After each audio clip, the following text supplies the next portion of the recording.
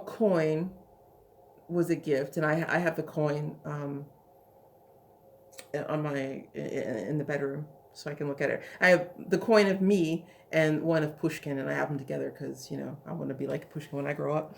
Um, this one my friend Vitalik made as well. He made the coin that he gave me as a gift for my birthday one year, and then a few days later he came over and he was wearing this, and I was like, wait a minute, you can't you can't wear the coin if I haven't given it to you.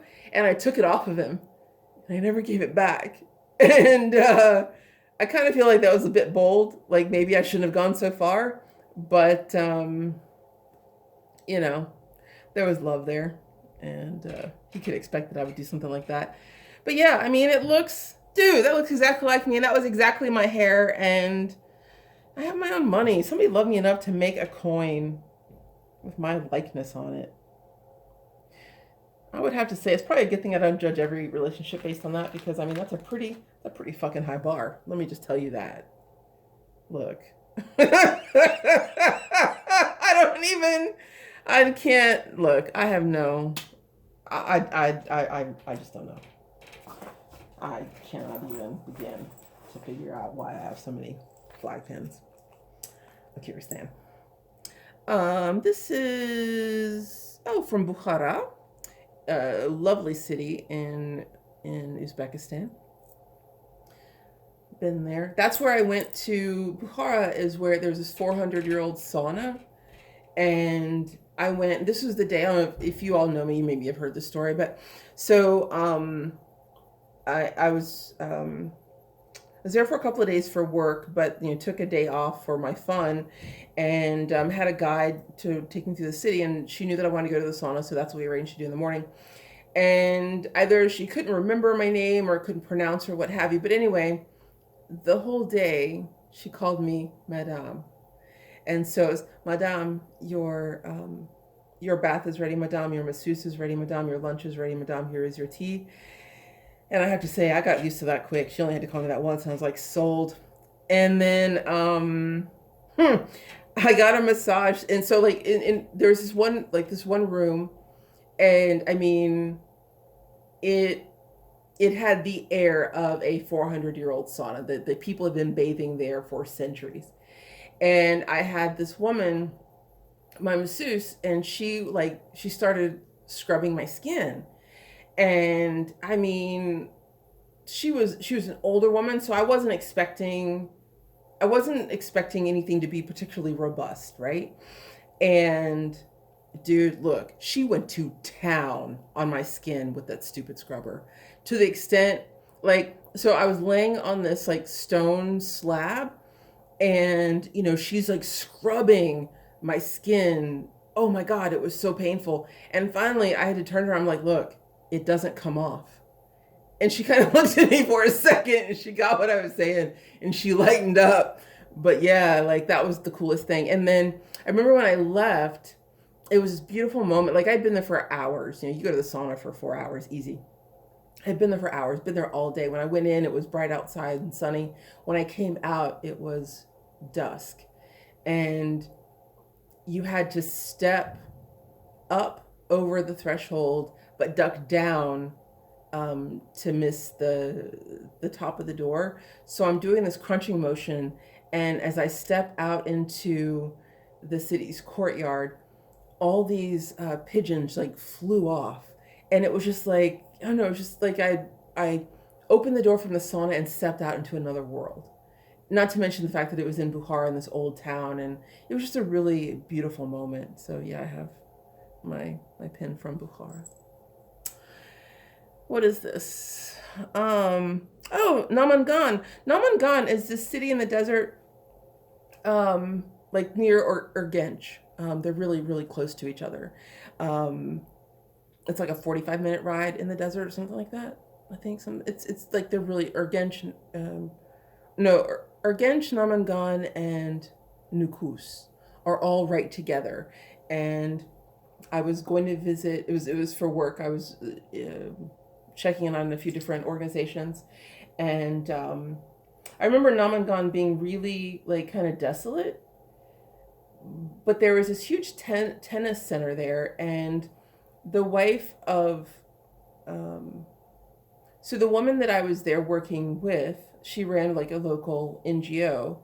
Her husband was the head of the tennis association in this area, and tennis is really big, at least it was in Uzbekistan.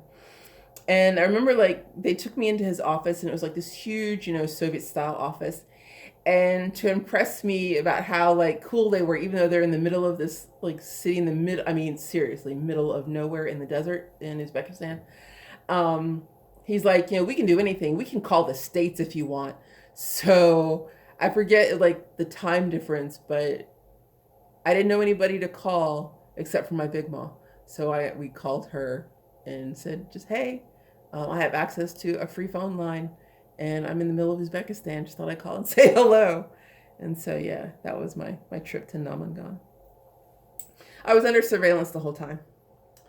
That was another thing that I remember. Oh, this is from Hiva, also in Uzbekistan. I think I was there too.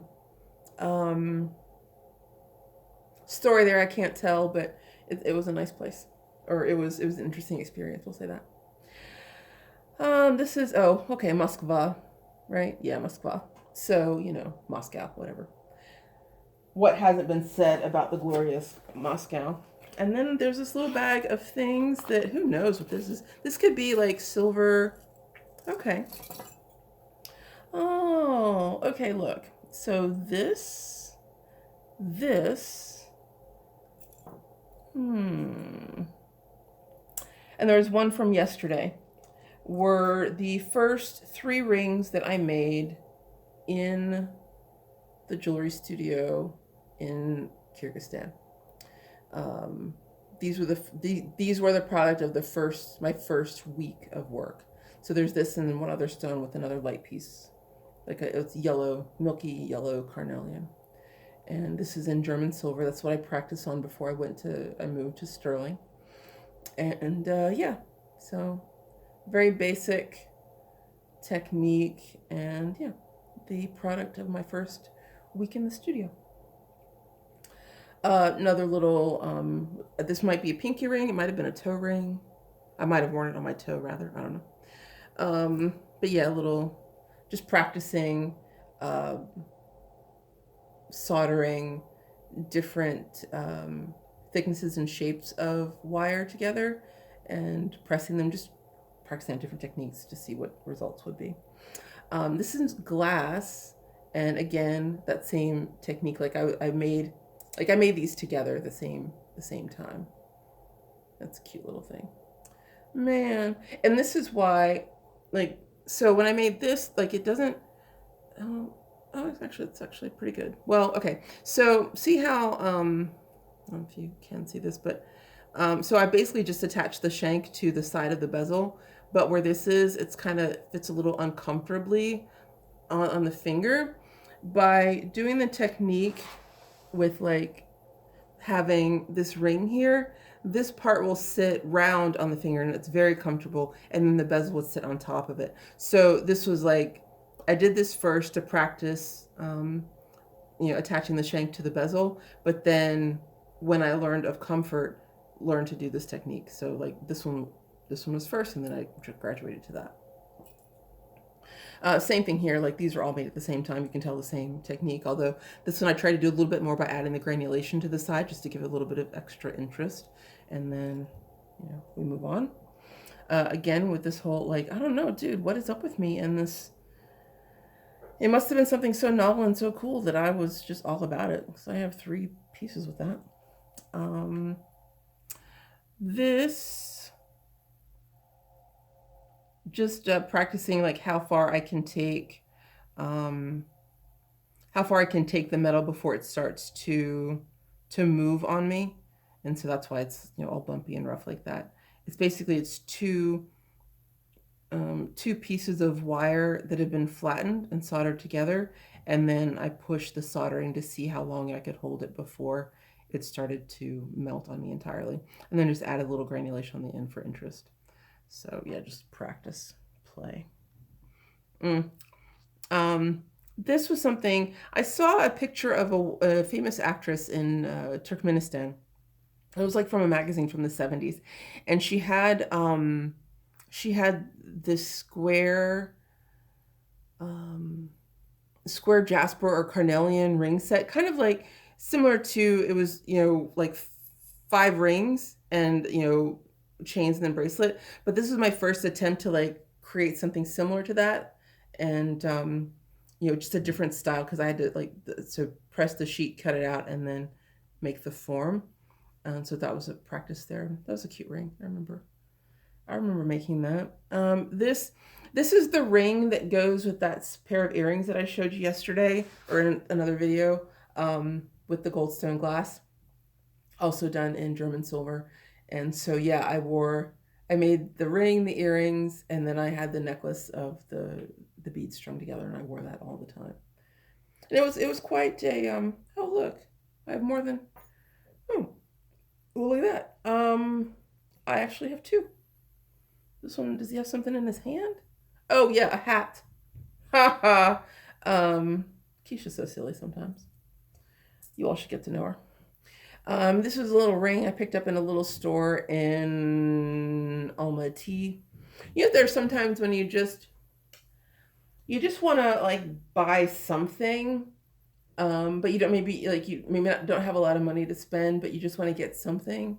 This was one of those purchases where I really, really, really, really wanted to get something from a jewelry store in Almaty. And I didn't have much money, but what I did have, I spent it on this. And there's another one with, I think, a jasper stone in it. I don't know where it is, but yeah, those 2 little rings. I remember coming back from that trip being so happy with my little purchases. Copper, just, very basic beginner style ring, just trying something out. Oh, okay. This is some amethyst again. Oh, so where is it? So these 2 were part of the same week's work, where I was trying to make rings joining 2 flat pieces together, as opposed to what had been previous to that, round shanks. And yeah, it's a cute little amethyst ring. I mean, really, it's all about the stone. I can't say that the work is all that impressive, but I did make it, so yay. This is a gift made for me. The friend of mine, Vitalik, who made the coin and that pendant with my Queen Lakeisha, my face. His younger brother made this for me. So that was sweet. What else we got? I think, look, y'all, I think that might be it. And then some random costume jewelry. So yeah, check me out. I dig it.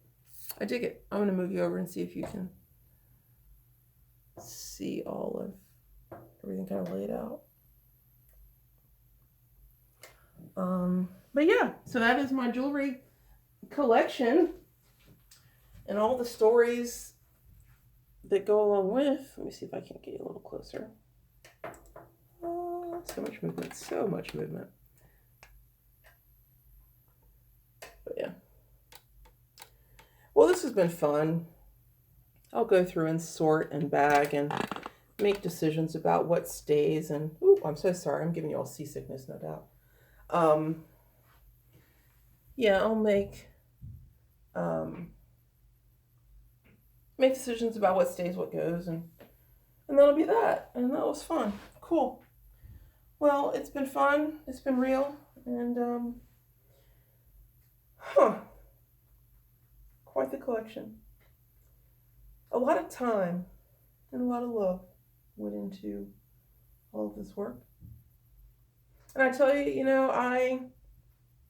I landed in Kyrgyzstan, landed in Bishkek, and pretty much from like I met the Strelnikovs within like just a couple of weeks of landing in the country. Then like I said, I spent a couple of months reading that book. Turns out the reason that they sent me back to read the book was because Lydia Ivanovna didn't think that I spoke Russian well enough, and she was like, And she was afraid. She told me this years later. She's like, she was afraid of me being this foreigner coming in. Maybe I was a spy or whatever. They were just afraid of me. And I'm like, why would you be afraid of me? Because I'm like nobody. But yeah, so they thought that if they told me to go read this book, that would scare me off. And then they thought that if they charged me $2 an hour for my time in the studio, that would scare me off. But once I got in the studio and I, met the guys and hung out with them, and I mean, like from the moment, like from the first day that I was there, I mean, I just fell in with the group and they were my people. And um, dude, they've been my people ever since. Like I talked to Vitya yesterday and saw pictures of his mom at their New Year's table, and she looks fantastic. So, yeah, you just never know, like what your travels and experiences will bring you in terms of richness. And I think because I had that experience where literally like walked into a second family that has been my family every day since. Um, I'm so keen to travel because who else am I going to meet of my people? So yeah. All right. So enough from me waxing poetic. Cool. Y'all have a good night. Bye.